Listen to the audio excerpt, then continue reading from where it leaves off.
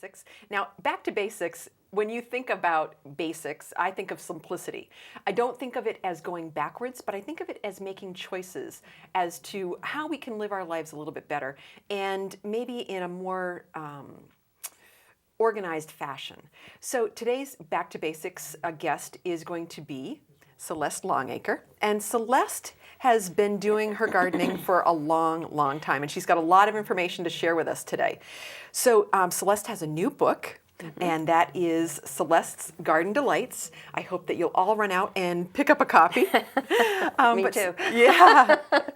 But Celeste, tell me a little bit about how this got started and how you became the organic gardening expert.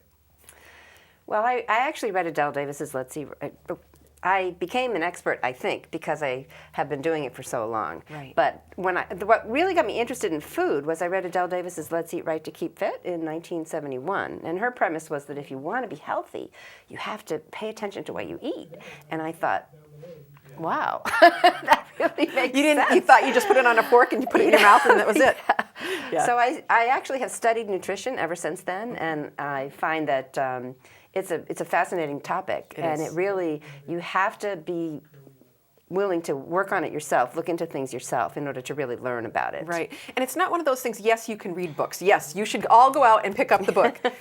But with the book, you need to learn from experience, because what's going to work for one place isn't going to work for somebody else. But you can generally start with some of the things that you've outlined in this book on how to get a garden started and how to live organically. Now, we've been doing this for a long time, but things have changed. Back in the 40s and 50s, things were pretty organic back then. So can you tell me a little bit about where we've come from then? Well, organic gardening, originally everybody did organic gardening. Our grandparents and our great-grandparents, they did organic gardening. They composted things, they used old chicken manure and old cow manure and old horse manure. They buried fish heads with their roses. Right. And so we have been, for eons, organic gardeners. And things really changed after the 1940s and the 1950s when we started experimenting with chemicals. Right. So we started using chemical fertilizers, we started using chemical insecticides and herbicides, and that particular industry has just blossomed. And it's really not healthy. No, you turn around every day, it seems like there's more and more chemical stuff out on the market. Now we have the GMOs that you have to be careful of, the pesticides. Right. There's just a lot of stuff that's added to our food now. That's very, very true. Yeah. So one of the things that you can do as just a person is have a garden. Absolutely. Yeah, and Absolutely. so, you can live in, a rural area, you can even live in a city and have a garden up on a rooftop or things like that. But how would you get started to have a garden? What would you have to do to get started?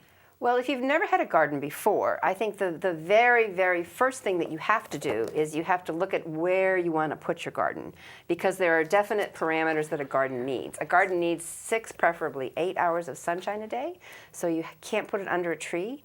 You don't want to put it anywhere downhill or downwind from any place that uses a lot of chemicals, Right. like a golf course or something like that. You don't want to put it right next to a road where cars are going to splash up the contents of puddles, and you also don't want to put it where standing water just stays for a couple of days after a rain. So you want to take some time and look around your yard and find, or another one too is not to put it right next to trees or bushes that are going to steal the nutrients from the soil. Right. Yeah, and so location. Absolutely. Yeah. And, people that are just starting out will probably start with a piece of grass, an area that's all covered with grass. Now, what would they do to get that to turn it into a garden? Well, people that are starting out with just an area of grass, they have some options, If you can start it in the fall, that's nice because you can just cover it. You can do the no-till method. You can cover the garden with newspaper. And you cover that in the book. It's all outlined in the book. Yes, it is. If you want to start it in the spring, you're going to have to remove that sod. You're going to have to take it out. And then you're going to have to get some compost from, some aged compost and maybe some aged manure. You can buy these things at nursery stores. You can also, if you have any farmers around you, Right. they will have piles of old manure, and usually you can get some of that pretty inexpensively if you know some farmers. And it's so much better because it's giving organic matter right back into the soil than compared to fertilizers that you buy in a bag that's just chemicals. Absolutely, it's much more natural when you have when you do things with the way nature intended. Nature didn't intend for us to use all these very harsh chemicals on our foods, and you know. But you know, I think for farmers it's easier because they can stay in their air-conditioned little tractors and they can just spray something instead of being out and weeding in the hot sun. Yeah. Well, I think as humans we take the easy way Often often as we can. Yeah, we often do. Yeah. So once you have chosen your spot, you have got your spot cleaned of sod, and you've put some fertilizer down and things like that. What do you want to do next? Do you want to rototill it? Or I know you were talking about no-till. So what is no-till compared to rototilling? Okay, well, traditionally, I think with gardens, with new gardens, or the people that haven't had gardens before, I think they have done rototilling, which I don't think is a good idea because it actually takes the soil and it brings all those weed seeds up to the surface. So it's going to create a situation where you're going to have more weeds. What I prefer to do is I use a broad fork, which is like a big pitchfork, or you can use a pitchfork. You want to just loosen up the soil so that the roots will be able to go down very easily. And you want to put down a lot of organic matter, and that's where the compost and the old manure comes in. And you can tell right away if you have enough organic matter because when you water it, the water goes into the soil. If it puddles or ponds on the surface, you don't have enough organic matter in your soil yet. Right. So one of the other things that I really like to see people do is also mulch around their plants when they get to a certain size. But that really helps keep some of the moisture and some of the nutrients in. And from what I understand, it's not good to leave soil just barren. It's nice to have, soil likes to have some kind of a mulch on top of it. Yeah, absolutely. Soil does not like to be just left barren. It's the only soil that you ever see that is absolutely barren is soil that is trampled or that's just, you know, just nothing can grow because that's part of Earth wants things to grow in the soil. So so with mulching. As far as mulching, that's a good idea because it does help to keep the moisture in. So you can mulch with a lot of things. You can mulch with leaves, non-acid leaves. You can mulch with newspaper. Newspaper uses soy inks now, not the colored pages, but the black and white pages. They make a good mulch. Right. So, you know, having a garden doesn't have to be expensive. No. Really? Having a garden doesn't have to be expensive. No. And if you have a little bit of time, I know that we're all really busy these days, but it really doesn't take much if you plan it out and, like you say in the book, you know, plan it out, know what you're going to put in there, know when you can do successive plantings and things like that, and just make the most of your garden. So, yeah. Now, where you have to start is possibly seeds. Seeds are very important. Seeds are very important, yes. And so where would you get your seeds from if you were planning to have a garden? Well, there's lots and lots of seed companies. The Seed Savers Exchange is a good place. Johnny Seeds is a good place. Fedcos is a good place. These are places that you can look up on the internet. Right. Seeds of Change is nice because those seeds are all organic. And the Seed Savers Exchange has all organic. Their seeds are also just heirlooms. So that's kind of nice because they're not any of the newfangled kind of messed with Right, plants. right. So so tell me a little bit more about heirlooms compared to regular seeds that you might purchase.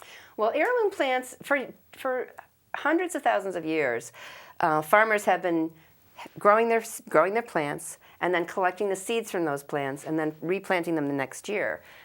Those are considered heirlooms. But what we've been doing since the 1940s, 1950s, maybe even a little bit longer, is we've been taking taking two different kinds of parents and making the hybrids? Making the hybrids, which won't have babies that are just like them. Right. Their seeds, they won't produce seeds that are just like them. So if you see F1 next to a seed, you know that it's a hybrid, and it's not a plant that you can collect the seeds. Right, right. And you know, I even have tomatoes that come up year after year. It's so funny because I don't plant them and all of a sudden I've got this bounty of all these tomatoes that I know I've had in the past. So that's one of the other great things about heirlooms is that they can seed on their own and produce really good quality fruits and vegetables. Absolutely. Heirlooms can reseed themselves, and they do produce really good quality.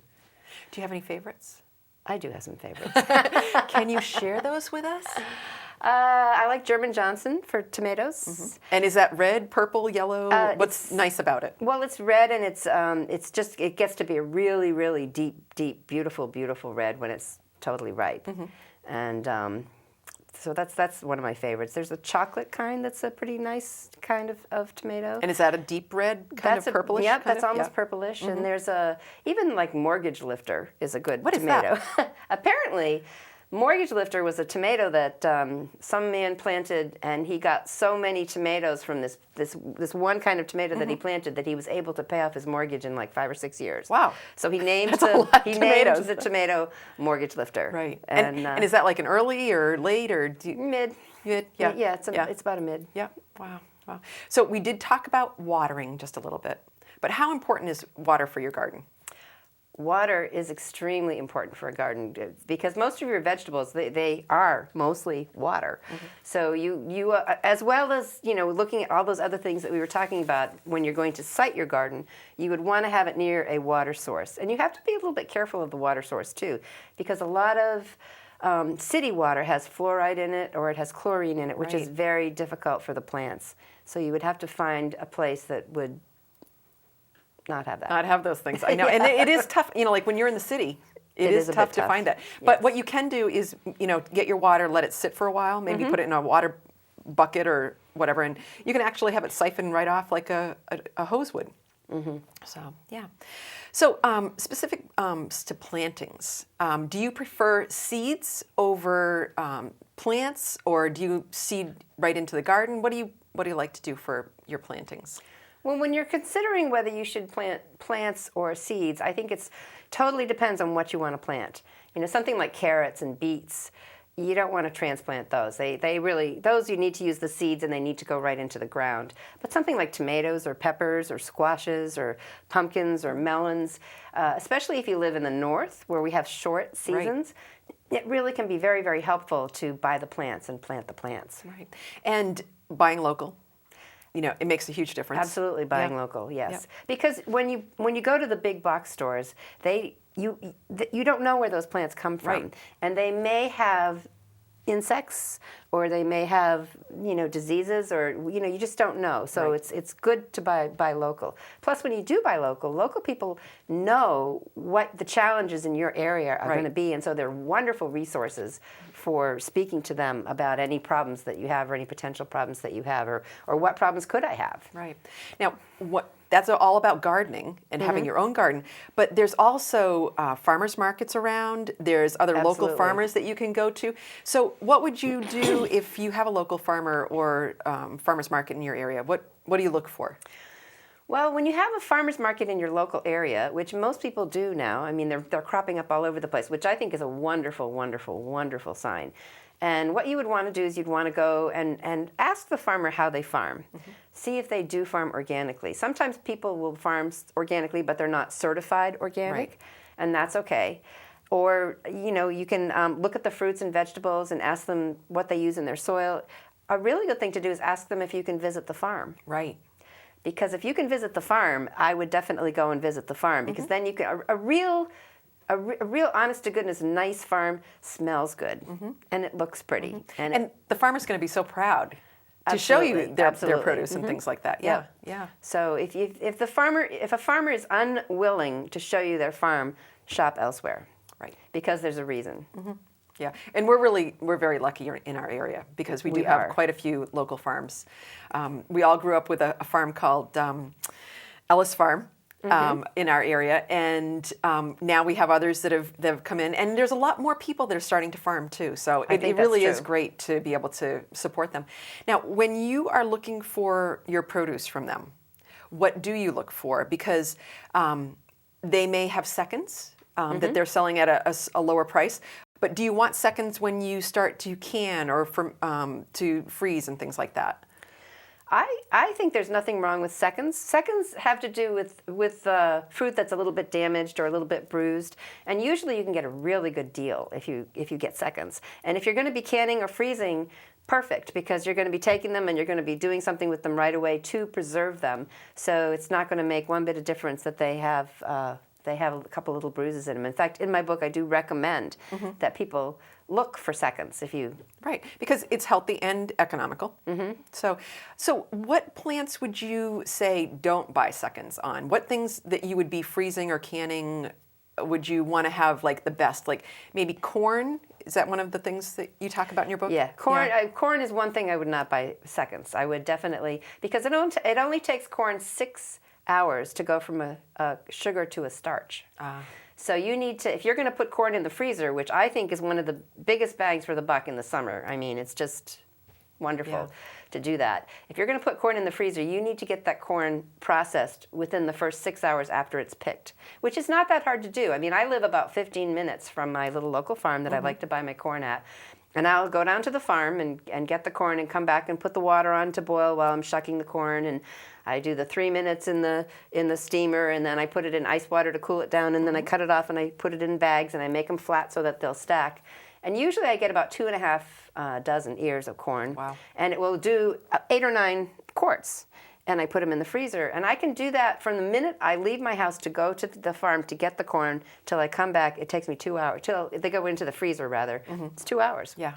Nothing. So you do have to organize your time so that you can plan that you're going to be doing this. But really, it's only a few hours. You know, you could do it on a weekend, you know, early in the day or whatever, and then you have the rest of your day all for you. Yes, you need with corn. You know, you need to be really a little bit fussier than you do with other things. Another vegetable that I would be a little bit fussy with too is broccoli, because I think broccoli loses its vibrancy. Right, it gets a little limp. Yeah, and it loses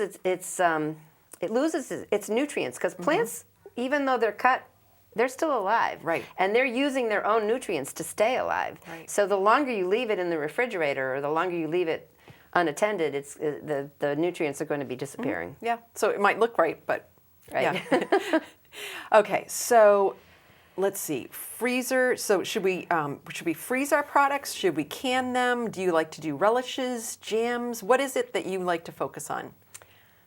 When I'm thinking about what I want to do with the vegetables that I have, it really depends on what vegetable it is. I think tomatoes can absolutely wonderfully.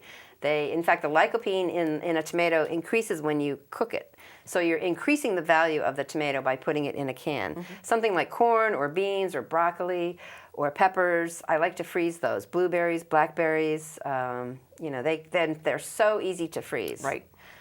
Freezing is very, very easy. And in fact, like with the blueberries and the blackberries, I just pick them, spread them out on a cookie sheet, stick them in the freezer, and then once they're frozen, I take them off the cookie sheet and I put them in a bag. By putting them on a cookie sheet, they all freeze individually. Right. So then you can put them into the bag and they don't mush together, which would happen if you just put them in the bag. And I've seen that happen. So yes, follow what Celeste has to say. So Celeste, you have this new book, Celeste's Garden Delights, and you have done a lot of work on this.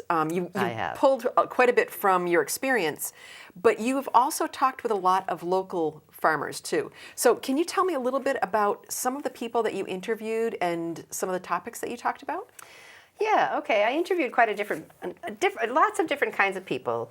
I interviewed a couple of soil specialists because I wanted to know really about soil and the parameters of soil. In fact, Dan Kittredge, who is one of the people I interviewed, he was the one that really kind of like opened my eyes to the no-till and how much better that is for the actual soil.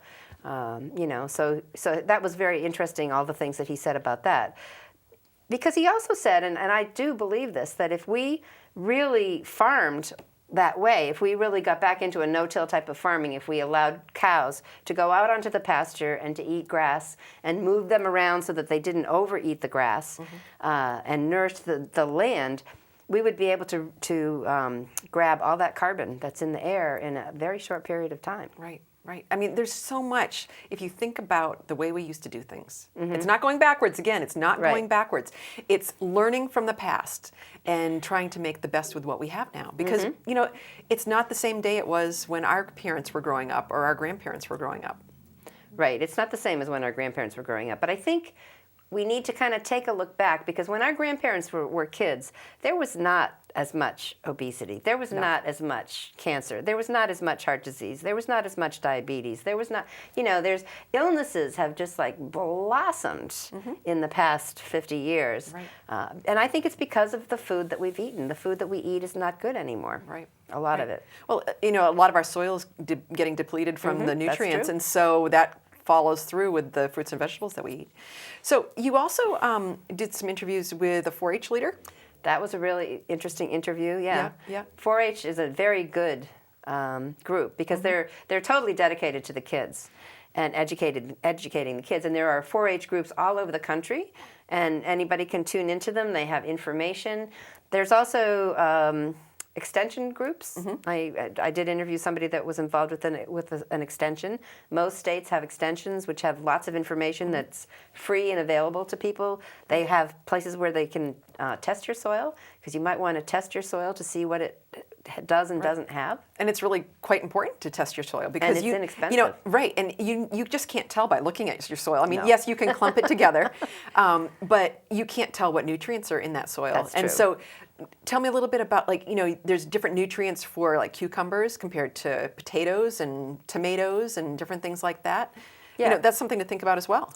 Well, different plants and different plant groups will pull different nutrients from the soil. That's one reason that you want to rotate your crops and plant them in different beds for different years, because they're and I'm not wise as to exactly what all the different plants will draw. Right. I know a few little things, but so that's one of the other aspects of gardening that is good to do, to put crops in different places in different years. Right. It also keeps the bugs a little bit confused. Yeah, keep them on their toes. That's the Keep best them way on to go. their toes, Yeah.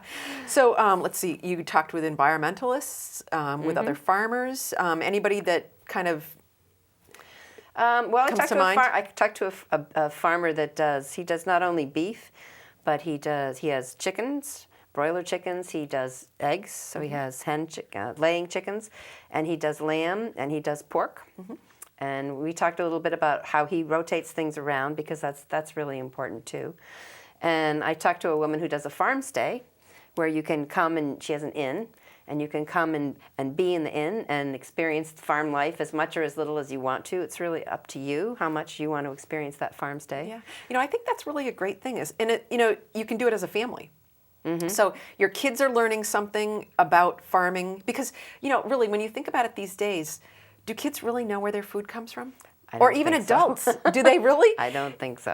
They go to the grocery store and they see it on the shelf, and also they see it on the shelf and they think it's okay. It's good for them because it's in the grocery store. in the grocery store, which is not necessarily true. Right. So one of the other things about having your own garden or making decisions on what food is going to go into your body is that you are in control of what you're eating. And you have the ability to make the decision as to, are you going to eat foods that do have a lot of pesticides in them or not? And nobody can really afford to eat everything organic. I mean, yes, it would be wonderful in a perfect world. It would be great to be able to eat everything organic. But there are things that we need to go to this grocery store for that maybe we need to pick up. Natural is almost organic. Certified organic is tough to do because you have to get certification. But again, we can have our own gardens and be certified. I mean, be organic. Absolutely. We can definitely have our own garden. We can absolutely definitely have our own gardens and be pretty organic and grow as much as we can for ourselves. But there are lots and lots of people now who are getting interested in local farming. Right. So you don't even have to have your own garden to be able to eat well. Again, if you can visit the farm, you can go to the farm and you can see what they have, what they do, how they raise their crops, how they raise their animals as well, because that's really important. And backyard chickens They're are so much fun. absolutely in. Yeah. They're definitely in. They've come back. The backyard chicken has definitely come back. Right, and it's, well, and chickens, and I have to say bees. But chickens and bees are something that anybody can have. They don't require a lot of room. There is information that you need to know about them so that you have healthy chickens and bees and things like that. But those are things that I'm really seeing a lot of lately, is things that people can do for themselves. Not everybody wants to buy a cow. or have pigs and things like that. But chickens, you know, the kids even love them because the chickens they'll let you come to them and they'll go, whoo, and they'll sit down and you can actually pick up a chicken in most cases. Not at your house.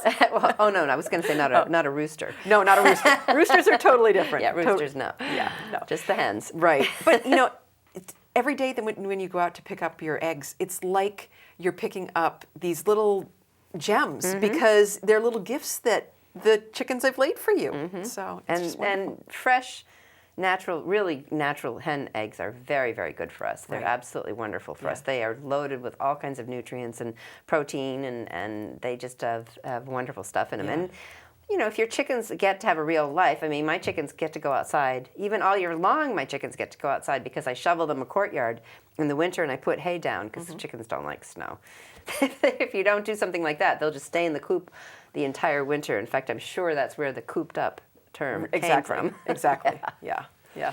So, Celeste, if you could give us some secrets to your success. Now, don't tell anybody. This is just between us. But what secrets would you have to offer to get people started, to have them have a good life, a good garden, things like that? Okay, well, if you want to have a garden and you've never had a garden before, I think one of the very most important things to do is to start small. You need to really just have a tomato plant or two, or maybe have a couple of cucumbers, or whatever it is that you really, really like. Definitely start really small so that you won't be overwhelmed. Right. Because it takes time, and you need to kind of feel your way through as to how to get it going and how to keep it going and how much time it's going to be and how much water it's going to take, and it takes a while, and it also takes a while to figure out how much you really will eat during the course of a year. Right. So when you're buying, tomatoes to put in jars, or you're buying cucumbers to make into pickles, it takes a while to figure all that out. It does. But so you can go barter. slow. You can barter. You can barter, and you can share with your friends. Or you can some farmers will sell you a whole cow. Right. You can get together with a couple of your friends, and that's a really economical way to do it. Yeah. So today we've talked with Celeste, and it's Celeste's Garden Delights. Go out and pick it up. You're going to learn so much. So what we'd like to tell you is get back to basics. Think about what you can do, love your life, and live well. We'll see you again in my backyard. Oh, in my backyard.